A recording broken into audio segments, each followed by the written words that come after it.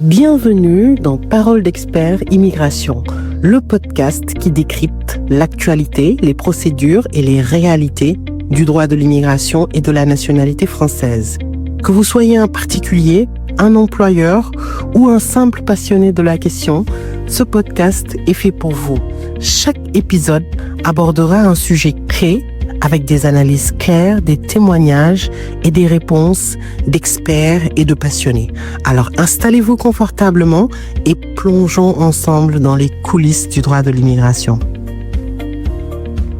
Aujourd'hui, je vais aborder avec vous un thème qui me tient particulièrement à cœur parce que j'accompagne les employeurs dans le secteur agricole qui recrutent des saisonniers depuis plusieurs années.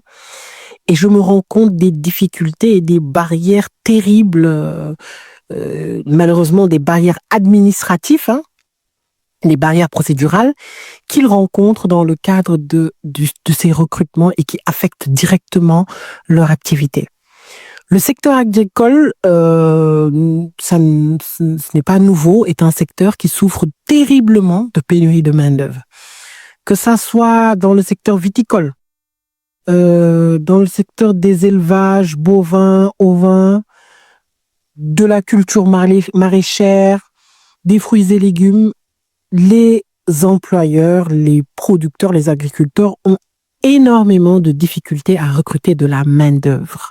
Et ça devient de mal en pis. De plus en plus, chaque année, ils souffrent. Ils n'ont comme unique solution que le recrutement de la main-d'œuvre étrangère. Alors, soit une main-d'œuvre étrangère qui est en France, mais c'est de plus en plus difficile, et dans la majeure partie des cas, faire appel à une main-d'œuvre étrangère depuis l'étranger. Donc, faire venir des travailleurs saisonniers pour cultiver les terres, pour élever les bovins, les ovins, récolter la salade, enfin, tout type d'activité dans le secteur agricole. Et donc, depuis des années, j'accompagne des entreprises qui sont à bout de souffle. Et là, je vais particulièrement parler du Maroc parce que nous avons une convention entre la France et le Maroc où c'est un pays d'où viennent la majeure partie des saisonniers qui sont recrutés en France. Parce qu'il y a non seulement une convention entre la France et le Maroc, et puis il y a une ancienneté dans les relations où le Maroc fait venir de la main-d'œuvre, que ce soit en Corse, et des avions entiers étaient affrétés avec des ouvriers agricoles pour venir cultiver les terres. Et aujourd'hui, du fait de cette affluence-là, le consulat de France à Casablanca et particulièrement l'OFII sont les deux administrations qui sont extrêmement engorgées par les demandes. Le problème, c'est que là-bas, on a une anarchie totale. En tout cas, moi, je ne comprends pas ce qui s'y passe. D'abord, on a des entreprises qui sont impeccables, c'est-à-dire qui ont vraiment une activité, qui ont même une activité ancienne, sauf qu'avant, elles avaient de la main-d'œuvre, soit qui venait de Roumanie, soit une sous-traitance, et puis paf, ils ne peuvent plus profiter de cette main-d'œuvre-là, et ils décident de recruter directement depuis le Maroc. Ces entreprises vont faire leur demande d'autorisation de travail, vont choisir et sélectionner les salariés qui vont être...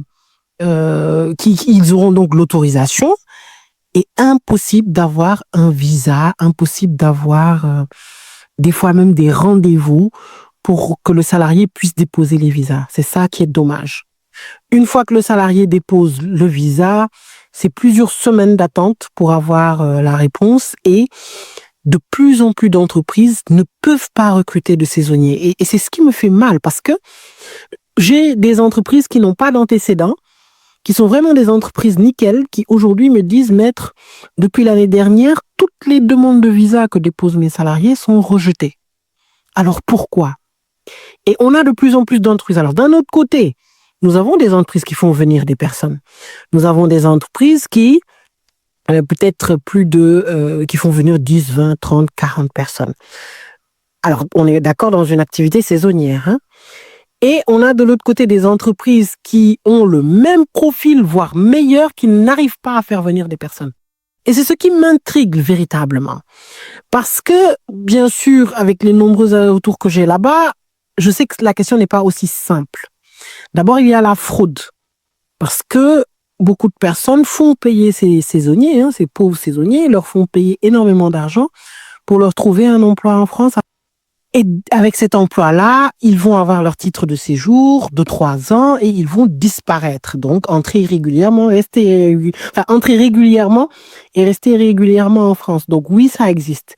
Oui, il existe des entreprises également qui font venir des salariés, des saisonniers, et puis qui finalement ne leur donnent pas d'emploi, qui les laissent dans des conditions d'hébergement, mais totalement dégradant. Et il y a eu plusieurs interventions de la police, notamment dans le sud-ouest, qui finalement a conduit à l'incrimination et à la condamnation de certains employeurs. Mais d'un autre côté, nous avons des entreprises, surtout actuellement en 2025.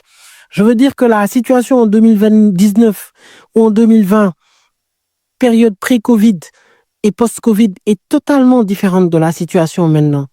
En 2025, la situation déjà, tous les métiers de l'agriculture sont partis de la liste des métiers en tension dans toute la France parce qu'on a un secteur qui est beaucoup plus tendu. Les entreprises sont en train, j'ai des personnes, des entreprises que je suis, qui sont en train de déposer le bilan, qui sont en redressement judiciaire parce qu'ils n'ont pas de main-d'œuvre pour exécuter les marchés. J'ai même une entreprise, elle a pris des avances, elle n'avait pas la main-d'œuvre parce qu'elle avait fait les autorisations de travail, les visas n'ont pas été délivrés, les dépenses ont été engagées et il y a eu des poursuites pénales à son encontre. Et pourtant, ce n'est pas de sa faute. Donc, ce qu'il faut savoir, c'est que nous sommes quand même dans le cadre d'une certaine injustice et ce n'est pas une, ce n'est pas deux, ce n'est pas 3 entreprises, c'est plusieurs dizaines, voire centaines d'entreprises qui aujourd'hui remplissent parfaitement les critères pour recruter, sont à jour de leur cotisation sociale, ont réellement besoin de main-d'œuvre, qui sont bloqués, qui n'arrivent pas à obtenir de la main-d'œuvre ou qui l'ont au compte-gouttes. Et je pense que cette situation, elle doit cesser. Elle doit cesser dans la mesure où certaines entreprises ont, d'autres pas. C'est quand même une rupture d'égalité de 2 personnes morales placées dans les mêmes situations qui ont un traitement différent. Les entreprises, bon, pour certaines, nous allons jusqu'au recours, mais tout le monde sait que le recours, ça prend du temps. On peut aller jusqu'à plus de 18 mois devant le TA de Nantes. Ces entreprises n'ont pas la patience et puis les marchés ne vont pas attendre, l'exécution donc des prestations de services agricoles non plus. Cela place ces entreprises dans des situations vraiment très compliquées. Alors j'ai parlé des saisonniers, mais je peux parler des personnes dans le bâtiment. J'ai aussi par exemple des bûcherons, des maraîchers et d'autres entreprises qui ont même j'en ai rencontré une qui a une filiale au Maroc et donc qui prend du personnel de cette filiale qui n'arrive pas à recruter. Et ça doit cesser. Parce que ce qui se passe à l'Office de Casablanca au consulat de France, pour vraiment avoir une vision sur une majeure partie des consulats de France, parce que l'activité de main-d'œuvre, de recrutement de main-d'œuvre étrangère que je mène me permet de connaître quand même la pratique dans différents consulats. Ce qui se passe au Maroc ne se passe nulle part ailleurs. Alors on me dira, mais bien sûr, parce que le nombre de recrutements au Maroc, il n'y en a pas dans un autre consulat.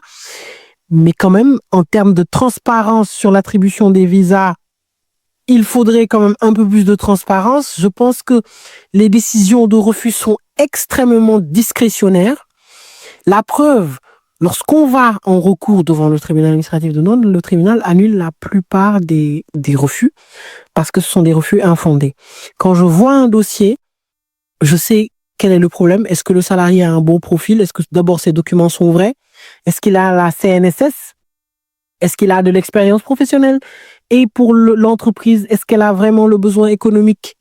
Le marché, où sont ses contrats de prestation de services? Tout ça sont des éléments qu'il faut vérifier. Et même en amont, il faut dire que l'autorisation de travail permet de vérifier tous ces éléments. Donc, c'est un cri du cœur que je fais un peu parce que malheureusement, sauf seule la voix du tribunal le règle, mais cette voix est trop longue, pour dire que énormément d'entreprises françaises souffrent des dysfonctionnements, des difficultés, des lenteurs, mais surtout des décisions arbitraires de la délivrance des visas au consulat de France à Casablanca. Merci d'avoir suivi ce podcast et continuez à nous suivre sur nos réseaux sociaux Facebook, Instagram, TikTok. Et à bientôt pour un nouvel épisode de Paroles d'experts immigration.